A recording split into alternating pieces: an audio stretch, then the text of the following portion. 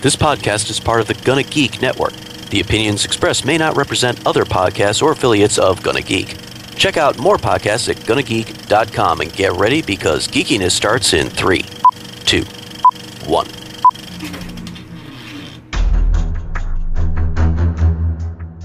You have been granted clearance level 10.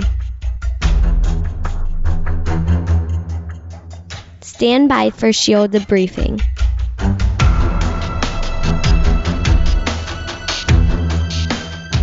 All information to be discussed here is classified and may only be discussed among agents of equal or higher security clearance. Now it's time for your scheduled debriefing. I'm Agent Stargate Pioneer. I'm Agent Haley. And I'm Agent Wil, or Rum Daddy at times. Hey guys, welcome back. We're here to talk a little Marvel Studios assembling of a universe. I'll tell you what, Director Fury gave me a call. And he said, we loved what you did so much last week. We want you to continue to do it while Agent Beef, Wing, and Op are off doing great stuff on their own. So how do you guys like that? Well, personally, I think he probably said it with a little bit more style and hipness. But yeah, I think it's great. I'm happy. I cannot embody the Sam Jackson, that's for sure. Hey, you must not have told him about the rum spill from last week.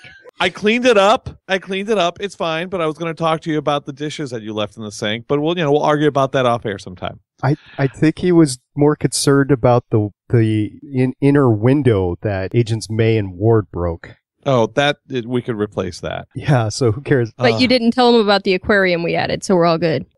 That's right. Hey, speaking of Mr. Jackson, did any of you guys see, and I'm very proud to say that happened here in LA, did any of you see that interview that the entertainment desk, one of the news stations, interviewed him, and Sam Rubin, who is the entertainment reporter for KTLA, had him confused with Lawrence Fishburne. And then that's not good enough. It wasn't just Lawrence. He then went on to confuse him with any black actor. Yeah, and then Sam Jackson would not let him go. He kept on trying to move, whoever this LA reporter is, he kept on trying to move away from it, and Sam just centered on it and did not let it go. Oh, Sam, I feel for you, and hopefully nobody will confuse you with anybody else in the future. What was brilliant is that actually happens to be the morning news that I watch every morning, and I kind of caught the tail end of it live. It was brilliant. I'm not a fan of Sam Rubin anyway, so I was just like, this is great. Yeah, so anyway, last week I got a couple of hits on what we talked about. First of all, the whole door thing that we were trying to find a reference to in the whole Marvel universe. Actually, it turns out it was a Thor run in the 80s that he was mentioned in with the whole Lorelei Sif thing back then. So that's directly from the comics back in the 80s. I haven't gotten there yet. No spoilers. Well, I won't say any more than that. And I actually haven't read them either. This is just from feedback that we received. Also, we received feedback from Agent Wing. He told me, he got me on the phone after Director Fury called me, and he said, why did you guys not pick up the fact that Loki sent Sif to pick up Lorelei, and why didn't you guys talk about that? I was like, I didn't even think about that. I know. So we got our hands slapped. We did. So sorry, Agent Wing. We will do better next time. But and now that we know that, what do you guys think about that? I mean, I guess Loki has to keep up appearances if he's planning to rule as Odin. I think he likes Lorelei. Oh, yeah. Yeah, you could see that. You could see that in the last Thor movie. Yeah, I think he wants her back. And then now, Odin's free game right now, right? I mean, he needs a new queen. I think we see something coming up in the future in the Thor universe and Asgard. She's definitely his type. They would make such a good couple, wouldn't they? Deadly, but good couple. And both with really great hair. Actually, I think everyone has really great hair in Asgard. The Rum Daddy Hair Report. Oh, there'll be a lot more. Yeah. So you guys have anything else you want to say about last episode? Stuff you heard about? That sort of stuff? Okay, we'll move on here. We all watched multiple times. Well, Haley just once, but the rest of us watched. Because I'm a slacker. Or maybe you just didn't have time. We all watched Marvel Studios' The Assembling of a Universe. Oh my gosh, I want to go buy something right now. What a great infomercial. Right? It was, okay. Here's my insider take on it. That this was put together by their promos department because it was chock full of what we in the business call Frankenbites. I was listening to the entire show, and I listened to it twice, and I was cringing the entire time because for the untrained ear, you just hear people speaking really fast. But for me, every single one of the interviews and every single one of the bites was so choppy that you could hear, like in the editing sequence where they just pulled everything really tight so that they can fill in as much information as they possibly could in 44 minutes. Yeah, it was like a Michael Bay documentary going on about the Marvel Universe. I have a word for it that I coined called an entermentary, kind of like an entertainment documentary sort of thing. And they did have a lot of information to go through in 42, 43 minutes, whatever it was. And man, it came at you fast. I almost wonder if this isn't something they should have had like at the beginning of the series.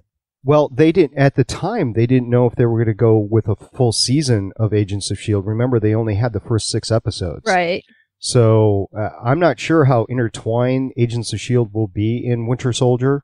I hope there's some interconnection there in the movie. Definitely there will be more connections out of the movie, and we'll talk about that later. But I think they didn't have a chance to do it now. And what better time when you're going to change the entire, or put the entire S.H.I.E.L.D. Marvel Universe up on its head. Go ahead, do this Entermentary, 2 weeks before the movie comes out to get everybody hyped up about it. You're absolutely correct. It was just a let's throw everything we had at the screen. In my opinion, it didn't really have. In my opinion, it was all over the place, and then at some point they kept trying to retell the whole Marvel's story in a linear fashion, but they couldn't stay in one train of thoughts. So they would go story-wise and then go into production and then jump into story-wise, and then they'd go back a few movies and go forward a few movies. It was a little bit of a mess, but yet it was still entertaining. I think it showed how big the universe really is. And they talked about that at the end when they were talking about getting into the Marvel one-shots and then the Agents of S.H.I.E.L.D. show, where there is so much. You could have a story on any given week and it actually meaning something, So I think that kind of served its purpose. But also, in general terms, the episode, I'll call it an episode, the episode went into the history of the flow of the movies, how it started, how they really didn't know if it was a go or not, how they created their own production company, which has since been bought out by Disney, but they created their own production company so that control the flow of the characters. And in a later episode, I want to talk to you guys about the who controls which character, which studio does, and their storylines, and how there's at least 2 characters that both studios control. So that'd be interesting. Can I make a quick mention of this? I watched it twice. I'll try and watch everything twice because I'll watch it the first time for all the pretty lights and colors and let it wash over me, and then I'll go back and actually tear it apart. At no point did they ever mention anything about Stan Lee, or they never went back to the talking about the origins of the whole concept. You see where I'm going with it? Oh, yeah, you're right. They didn't. What they did do is they had every single other producer or director in the entire series on there, but they didn't have Stan Lee. I wonder, Haley, what do you think about that? Well, Stan Lee is getting to be, 90 at this point? Yep. And so maybe he wasn't available. Also, it looked like a lot of the things they pulled were probably from previous press kits. Yeah. Especially the actor interviews. So yeah, no, you're right. You could tell how they changed the background. They would, the green screen was changed. Some of the stuff was really bad. But my point in being is that they never even mentioned Stan Lee. I can understand he's getting too old, whatever, but they never even mentioned him. So I just found that interesting. Very much so. I would find it hard pressed to believe that we will not see a Stan Lee cameo in the Winter Soldier movie. He's had one in almost every single movie by Marvel Studios or by even the other studios that were based on anything he's ever done. So I can't imagine they wouldn't have another one. Now, Guardians of the Galaxy, I've heard, I can't remember what I heard, whether he was going to do one for Guardians of the Galaxy or not, but I can't imagine him not doing one for Winter Soldier. I can't imagine him not doing one for Avengers 2. So we'll see. I did really like how they tied in, before Winter Soldier starts, they reminded you who the Winter Soldier is, and they did that for a lot of the different movies, tying in the smaller characters that would run course throughout the other series and the other movies. I have something to say about that, and I guess now is as good a time as any. In this day and age where you have this sort of large lead-in to a movie, because that's what I'll call it. It was a whole episode that they took on prime time away from their normal scheduling programming to bring us this Entermentary. And I think, of course, I've been dealing with a lot of geeks who have been talking about this stuff for quite some time. In this day and age, when you have stuff like this, when you have a plethora of stuff online, is it possible? Is it even possible to stay away from spoilers? You have to work really hard, especially for Winter Soldier. Yeah. I think I've been spoiled on at least 3 things in Winter Soldier. Yeah, me too. Bunky Barnes is one of them. I would have loved to have had that been a surprise.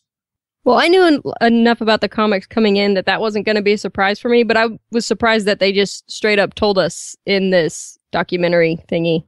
I think they did it because it's been out so much. And they've been hinting at it even in Agents of S.H.I.E.L.D., where they had Bucky Barnes up on the, what is that, the Wall of Heroes or whatever they call it.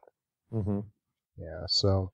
Well, the other thing that I found, and this is tying in again to Captain America, is to find out that Hulk was as a result of trying to recreate the Captain America formula, and the Abomination were attempts to try to recreate what happened to Captain America. Was that news to you? That was news to me. Because I pretty much picked up on that from the get-go. Is Banner was trying to use a special gamma radiation formula, twinge on the formula, to recreate, what is it, Project Rebirth, that Howard Stark and I can't remember the other scientist's name in Captain America, but that what they did to bring Steve Rogers to life. I knew that from the get-go, but I can see how somebody not as informed on the whole movie universe would miss that, like yourself. I mean, not that you're not informed, but I could see how, like my dad, for instance, I sat down last summer and watched the entire Phase 1 with him when we were at our lake home last summer, just chilling for a week, and he didn't think these movies were for him, and he saw them, and he's like, oh, can we watch the next one? I'm like, oh, I'm so tired, I just want to go to bed. So he really there's so much space between each one of the movies that when I watch them, I think I've only watched them all once, to be honest with you. And when you watch them that far apart, you miss a lot of the thing. But when you watch them together, you pick up on so much more. It's just like when you watch a series, if you watch something on Netflix versus watching it a week apart, it doesn't necessarily play a week apart. But when you watch them all together, it's like, oh, wow, that was amazing. So I was listening to another podcast on the Gonna Geek Network, the Walking the Walking Dead podcast. Radio Free Woodbury. And they mentioned that this season, and this gets to your point, Will, they mentioned that this season of The Walking Dead, their thinking was produced more so for the Netflix crowd than it is for the real-time crowd. And I think that's a good question. If stuff is going to be produced more like that in the future, even movies, what do you think, Haley? I think that's probably fair. You notice that a lot with the commercial breaks and stuff too. Like when the commercial break was going to come used to be a big part of how you were going to structure your story. And it seems like they don't always give that as much thought anymore about having, a big out to go into commercial and bring people back in and things like that. Right. I mean, there used to be, what did they call it on an old podcast we all used to listen to? The music at the end of Enterprise. When you're coming up on commercial, you knew it was kind of ominous, or if it was kind of, jokey or whatever by the music they played right before the commercial break.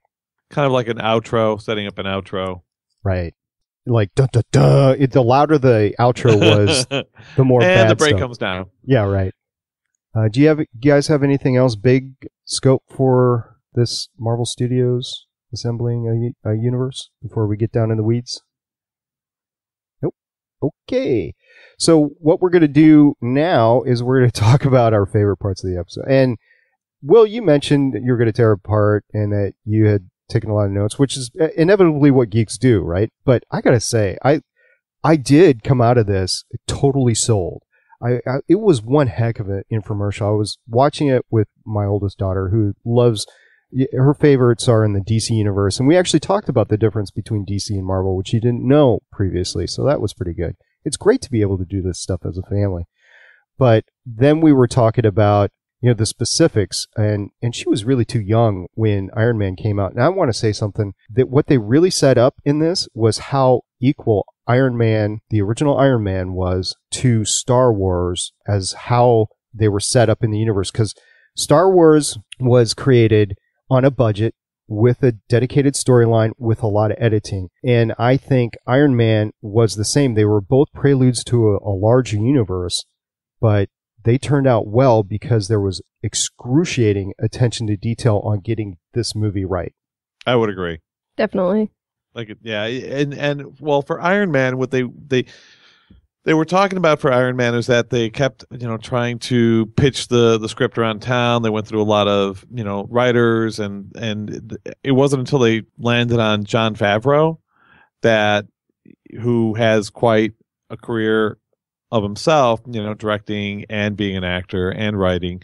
And I think the big gravitas for them was that they signed on Robert Downey Jr.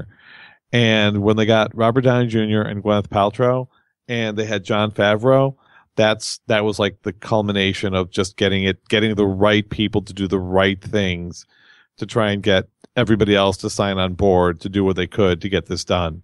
And at the time, nobody, and I mean nobody, wanted to touch RDJ because he was at the lowest of the lows. He was, wrecking himself with substances at the time. And I would say that he not only redeemed himself with these movies, he redeemed Marvel. I'm going to have to disagree with you. I think he was starting his comeback before then. I'm pretty sure he was. He was a lot further down back. He was a lot further down way back before, I would say in the 90s. But this movie came out after he had brought himself out of that like drug-induced pit and started doing some real started showing that he had some real acting chops. I'm trying to think what he did before this, but there were a few things that he started to really prove himself before he jumped into this. I don't think this movie is the one that saved him and pulled it out. Yeah. I think this movie probably is what established him with a younger generation, though. Because I know before Iron Man, if I'd seen him in something, it's not something that I really remember. Yeah, that I would agree. That's a statement that I would concur with. I see how it is. Ganging up on the producer. Oh. Yeah, you can't say old. No, I'm just calling you both old.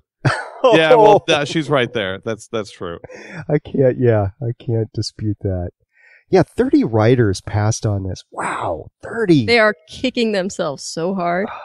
Maybe if one of them took it, it wouldn't have turned it out so well either. So you never know. Yeah, but I think when Gwyneth Paltrow, Robert Downey Jr., Jeff Bridges all signed up for this, I mean, you've got the biodigital dude coming out in this. Amazing. Okay, here it is. I found it. I completely forgot about this, but you remember that he played Ally McBeal's boyfriend? Oh, I totally forgot about that. He was Ally McBeal's boyfriend, and that was, I think, when he started to really clean up his act in the early 2000s. Wow. I never watched that show, but I remember that. Oh, I got sucked into it for a couple episodes, and it got boring for me. And then he did a few other things. Unfortunately, he did the Shaggy Dog. He did Zodiac, which he got. I remember when that came out. I haven't seen it, but I remember everybody talked about his performance in it. And it was after that he signed on for Iron Man. Okay. You also have Sam Jackson coming out with a cameo for this. This movie laid the groundwork for the entire universe, the S.H.I.E.L.D. background and everything. Can I just take a second?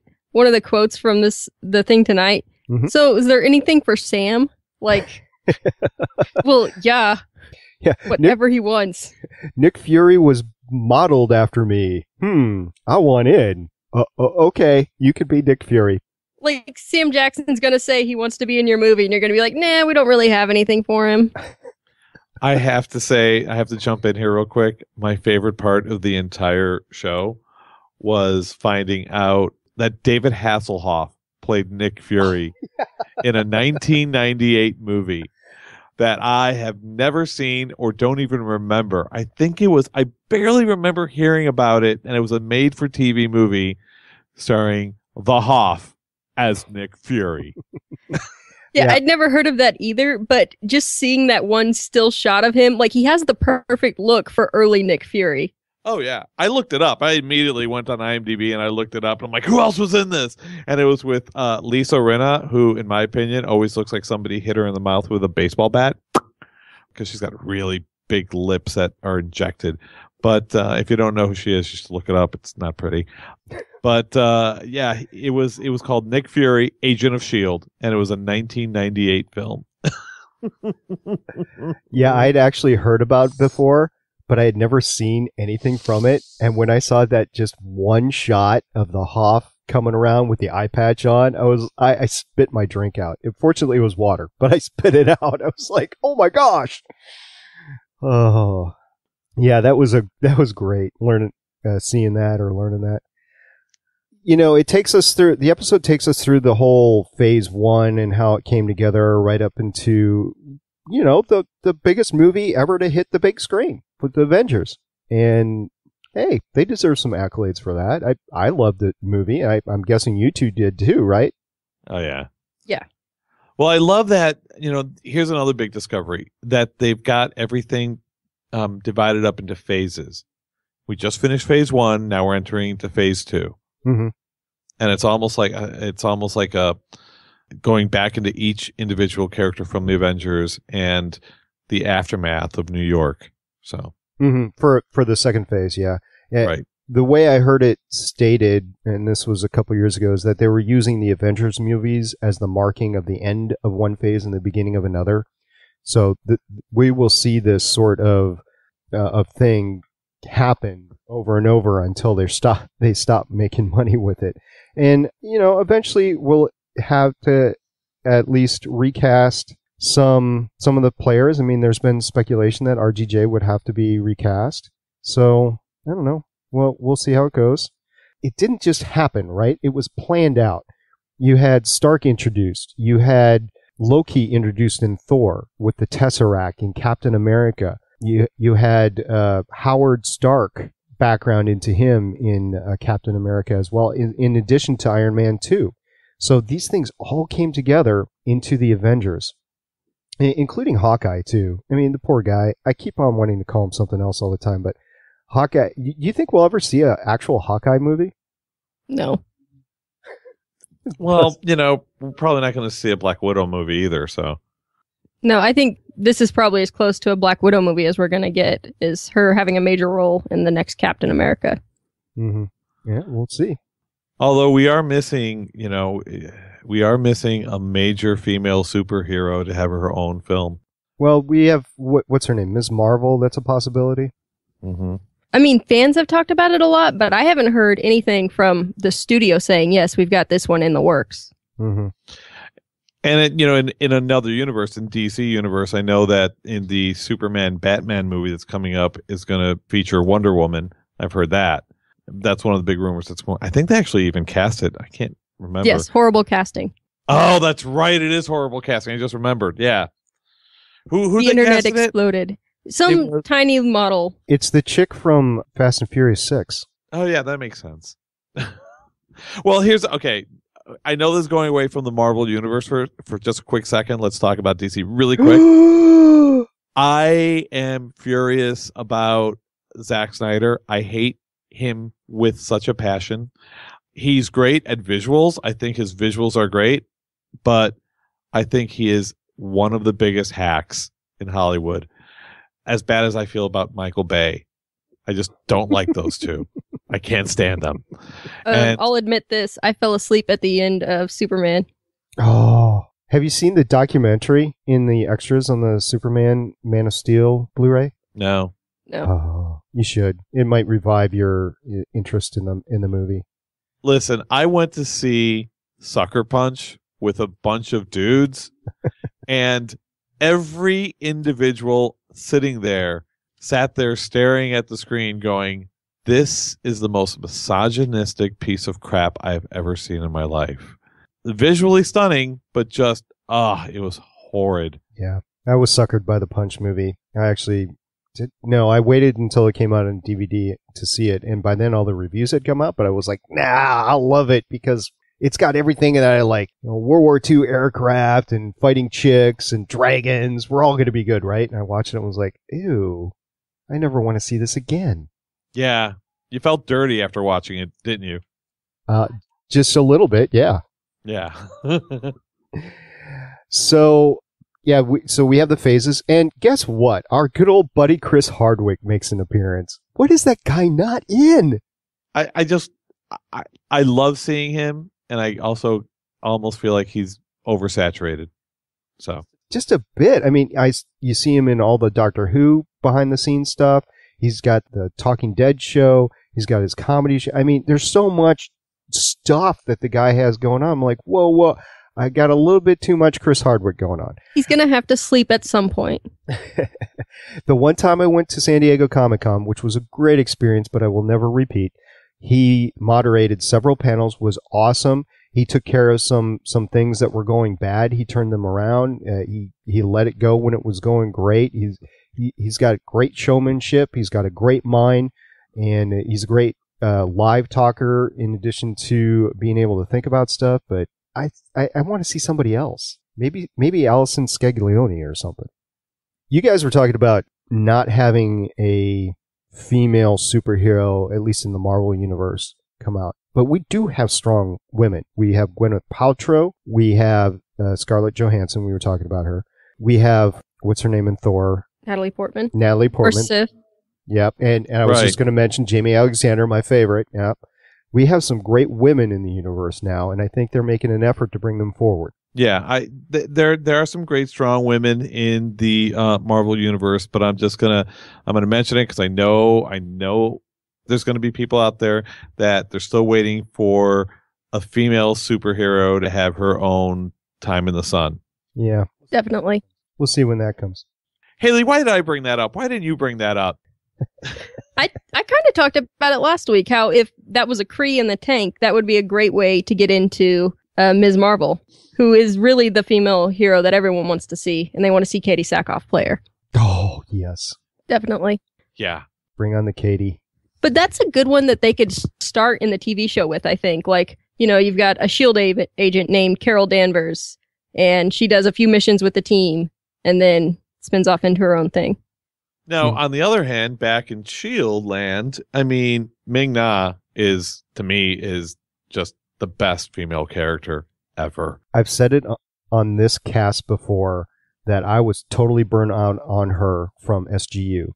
And it took like 3 episodes for me to go from like, I don't want to see her to like, hey, and then another 3 episodes for me to say, holy crap, she's so cool. I like everything she does. I was fine with her on SGU. Yeah, it was just too much of a naysayer back then. But we'll see in April 1st what she's got going on. Why she bugged the Sky Coulson conversation. And Haley, to bring back the Kree again, I was watching this episode, the Marvel Studios thing, and it really started to hit me that Coulson, while understanding there's a broader universe out there, the scene where he's questioning Sif came back to me, and he was like, oh, well, you've been to other worlds? It was almost a shock to him how big the universe really was. It was like he was concentrating just on Asgard and Earth and nothing else. Right, because that's all he knows. He's lived his entire life on Earth. He's met a couple of Asgardians, and then there were the Chitauri, and that's his entire exposure to anything beyond Earth. So the GH325 fear is based on the total unknown. He doesn't have a clue, and it's really scaring him. So just a little bit of xenophobia. I'm fine with the tentacles. Bring on the tentacles. Oh no, that's just wrong. little Galaxy Quest action there. Exactly. Oh, the Marvel one-shots. Oh, I totally forgotten they existed, and I own all the Blu-rays. I went back and watched every single one. Oh, So did I. So cool. Let's talk about that, shall we? Yeah, what was your favorite one, Haley? I love the Agent Carter one. Mm-hmm. Like, that was just awesome. I would watch an entire TV show about her. Yeah. She's very capable. She, turns Agent Flynn on his head, not intentionally. She's following orders the entire time. And at the end, showing up at the pool with the bikinis, that was awesome. I wouldn't mind seeing in S.H.I.E.L.D. flashbacks to the origin of S.H.I.E.L.D. and seeing her story be more developed. Well, the actress that plays her is credited in the next Captain America movie. I don't know if she's playing the same character or if she's playing somebody else. Maybe the granddaughter. She gets teleported. Yeah, that would be forward very in time. Marvel. Or suddenly they find some portal that she gets teleported forward in time. Well, I don't see them bringing her actually back because that would make Steve too happy, and having him be all angsty is good for story. But having her have a granddaughter that looks exactly like her would be very much in line with how Marvel has done things in the past. I want to say something, but I bit my tongue because I want to stay away from spoilers for anybody that doesn't know. And I actually don't know. It's just what I've inferred from everything that I've seen and heard.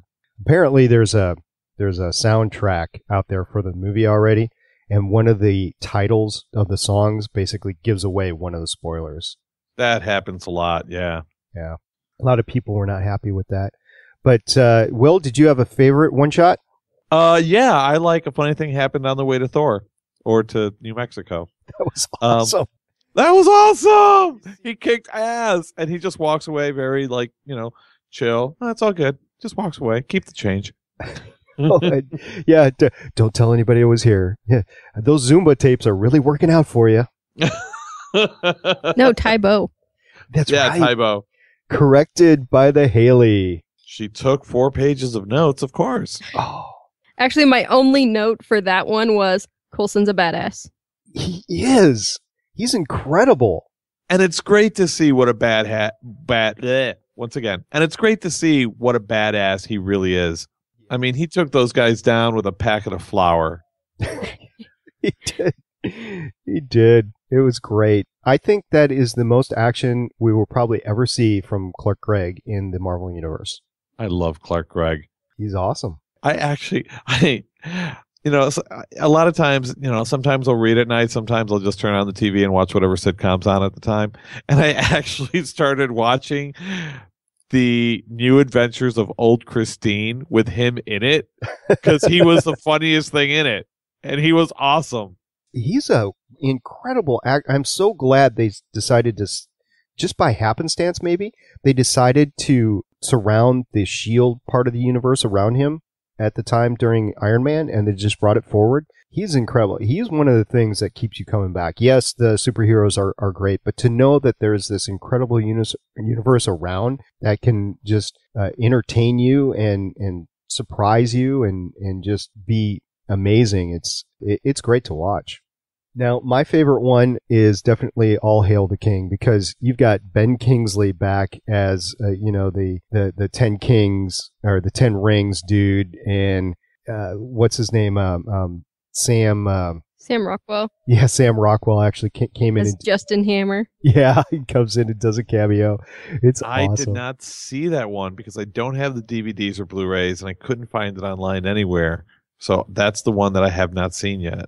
Well, they have increased in length and in quality, too, because The Consultant and A Funny Thing That Happened on the Way to Thor's Hammer, they were both like 4 minutes. And then they kept on getting a little bit longer and a little bit longer. I think the last two were 15 or 20 minutes apiece. So if you sit down like Haley and I did and actually watch all 5 of them in a row, it's a good hour's viewing. It's like watching an episode on TV. Very, very entertaining. I'm glad I watched them. They're amazing, and I will definitely be watching out for them in future releases of the Blu-rays, assuming they continue to do them, which I assume they will. Well, the one, item 47, the one that was on the Avengers DVD, that one very much set up the Agents of S.H.I.E.L.D. TV show. It did, with the Asgardian stuff that fell down, the 47 items, and that it was the actual only thing that continued to work afterwards. But you know that people are out there hunting for this sort of tech at that point in time. So. But they show Agent Sitwell is the one that goes after them, and Agent Blake is the guy sitting back there being the naysayer in the control room or whatever. Yeah, that's right. Sitwell and Blake. I had wondered where Blake had come from, and this was, to me, his first appearance in the Marvel Universe then, the Item 47. It was nice to see him back in Agents of S.H.I.E.L.D. 2 when they dropped off one of the items, probably half a season ago now. But one of the things that I have to say that keeps me coming back and that I really appreciate about Marvel creating this universe is that they do not ignore events that happened in the past. For example, how many times I'm going back against Superman again, but how many times in other universes have we seen entire cities get destroyed and nobody, it's like the next day they just pick up and go back to their lives the way it was before. And maybe there's a mention of it, but it's never like really dealt with. And throughout the whole Marvel universe, with the last Iron Man movie and the last Thor movie even, and especially in Agents of S.H.I.E.L.D., they are constantly referring back to New York, what happened in New York, and the destruction that happened in New York and the aftermath. So that's something I have to respect as far as storytelling. Well, that's very much just in keeping with Marvel's tradition. I mean, they've had fairly consistent universe since 1961. Whereas DC, every decade or so, they're like, oh, let's hit the reset button. Yeah, and in this episode, the Marvel Studios episode that we watched, it specifically said that they took pains to try to continue the continuity wherever they could and to make sure everything was as interconnected as it could be. And, it takes a lot of planning for that. And I can't imagine what a problem that would have been if you add stuff that Fox owns, like the Fantastic Four and X-Men and stuff. So it's just going to be very difficult. Spider-Man 2. It would be very difficult to do that. And I think probably in the next generation of movies, because ultimately this is going to peter out at some point in time, but somebody's going to recreate it eventually. I don't know, 20, 30, 40, 50 years from now. You will actually see all these together and it'll be amazing. And maybe DC will get its act together at that point in time. I think they're seeing how the broader universe brings forth better continuity and more interest from fans. But you actually have to make the movie so that somebody that's never seen anything can walk right into it too. You can't make it too complicated. Like a lot of people say that the current generation of Doctor Who episodes are too complicated for a beginning fan to step into. And if you do that, you limit your audience. Tough. Yeah, I love the serialized storytelling, and I don't really care about casual viewers' opinion on them. Because you know why? Because it rewards you for being a viewer from the beginning or being an avid fan from any certain point. There's certain storylines and threads that I go through that whether they're part of the A storyline or part of a B or C storyline, it rewards you for keeping attention with everything, keeping up with everything up to that point. How do you grow a new generation of fans? They can go back and watch it from the beginning. Star Wars is having that same problem right now. Yeah. Well, they've done a great job of going back with the Clone Wars and the Star Wars Lego universe of generating a whole new fan base that are interested in different things than we were as kids. I mean, to all three of us, we probably will all say that the original Star Wars A New Hope, Episode 4, was probably the entry point that we came into the Star Wars universe.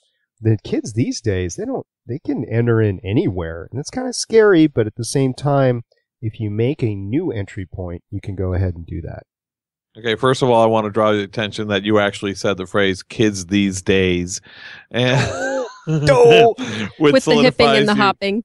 Yeah, with the hipping and the hopping, and get off my lawn! Loud music, and your crazy rock and roll music and hair. But here's what I love about Star Wars. Episode 4 We loved it. We fell in love with it. We'd never seen anything like that before in our lives. It was amazing. I think, at the time I went to see it at the movie theater with all my cousins. We went 25 times. It was what we did on a Saturday afternoon, and we'd sit and watch it 3 times in a row. That was in 1977, 78. It is now 2014, and I watched that movie, and even though my heart, I still love it. It's not that good. I mean, it's not horrible, but you're going, ooh, yeah, the acting's not that great. And I mean, if you watch it by today's standards, I'm just saying. I know I'm going to get hate for that, but the movie was 20 years old probably when I saw it for the first time. And for a kid to see it, it still holds up okay. Exactly.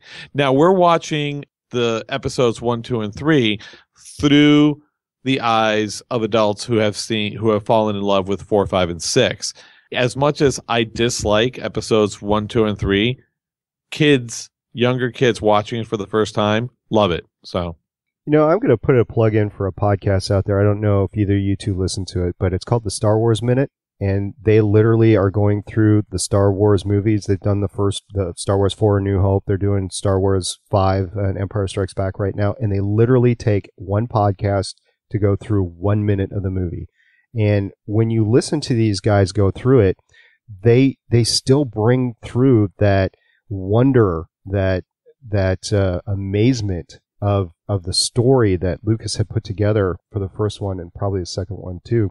But it'll be interesting if they get into the prequels because, one of the podcasters hates the prequels, but it'll be interesting to see what the differences in the thoughts are at that point in time. It's a great podcast. If you haven't checked it out, I would wholeheartedly recommend that you do so. They have a lot of great insights and a lot of great facts about each individual minute of the entire movie so far.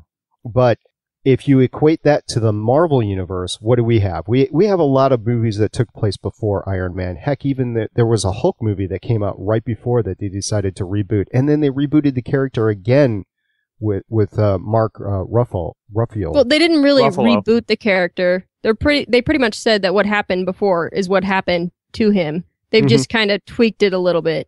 Yeah, and unfortunately they're not bringing back Liv Tyler. Or maybe they will eventually, I don't know, but they're not bringing her back.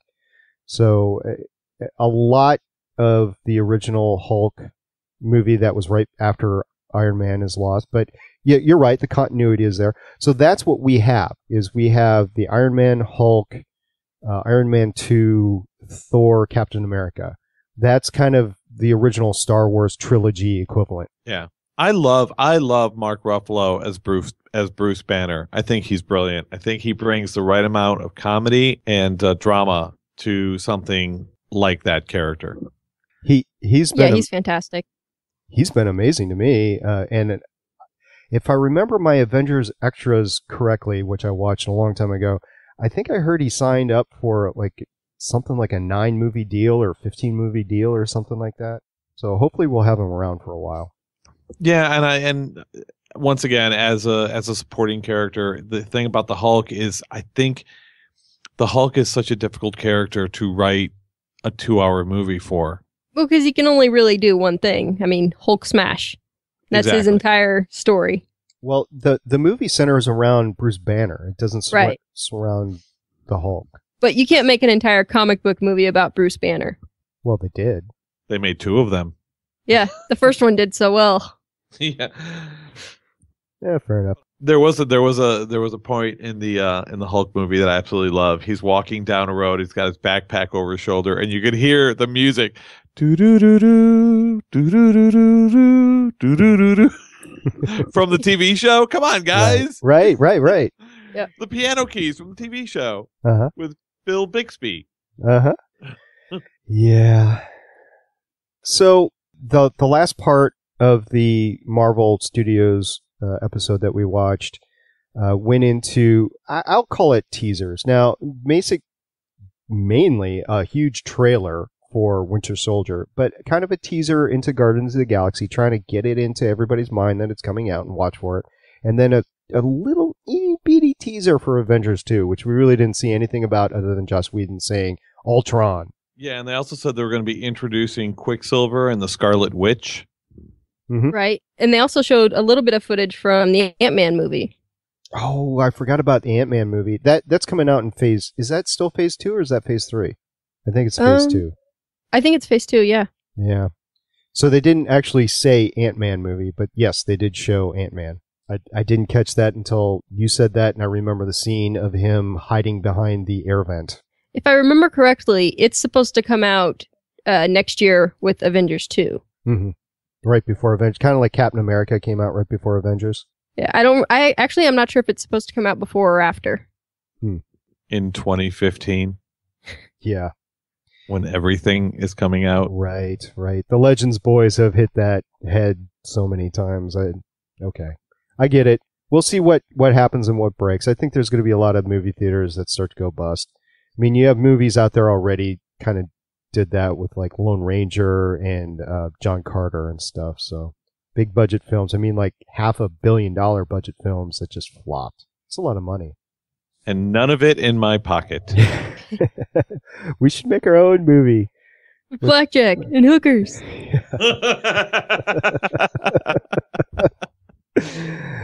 Oh my. Yeah. Well, I'm right there with her. Let's do it. Mm-hmm. You know who they haven't made a movie about yet? Who's that? Black Panther. Isn't that scheduled to come out at some point? Is it? I haven't heard anything about that one. I'll have to do some research into that for next time. But he's one of the major early members of the Avengers team, and he's one of the last ones we haven't seen anything about. Mm-hmm. Oh yeah, and the new one they're introducing Falcon. Yes.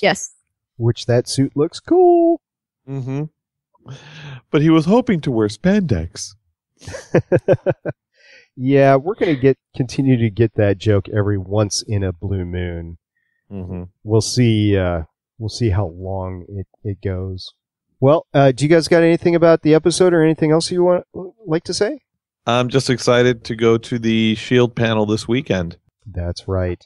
For those of you that don't know, PaleyFest is having an Agents of S.H.I.E.L.D. panel this weekend. Will is going to attend there, and I'll just tease that right now. We're going to be talking about it next week. It's an off week. We don't have a S.H.I.E.L.D. episode, but I think this is big enough that we'll have something to talk about it. Mm-hmm. Yep. I'll try and come back with as much information as possible. Yeah. And tell you what everyone's hair looked like. The Will Hair Report. Okay. Guys got anything else to say? Nope. All right. We're all good. We look forward to seeing you guys next week, and we'll talk about PaleyFest, and then the week after we get back to actual S.H.I.E.L.D. episodes. Thanks for listening. We appreciate it. Hey, one thing, if you want to contact us, go to gonnageek.com. You'll find all of our contact information there. Also, if you guys want to call us, use this voicemail line, 612-888-POD0. That's 612-888-POD0. We look forward to hearing your comments. And that's all I got for this week. We'll see you next week. Bye-bye. Bye. Bye. Thank you for listening. If you want to leave us feedback, go to gonnageek.com and you will find all of our contact information and other shows. You can also visit legendsofshield.com where you'll find our complete archive of podcasts. The music heard on this podcast is by Kevin MacLeod and can be found at incompetech.com. The opinions heard on this podcast are those of the individual host and do not represent Legends, Stream, or Gonna Geek. Agents of S.H.I.E.L.D. is the property of the Disney Corporation. No infringement is intended.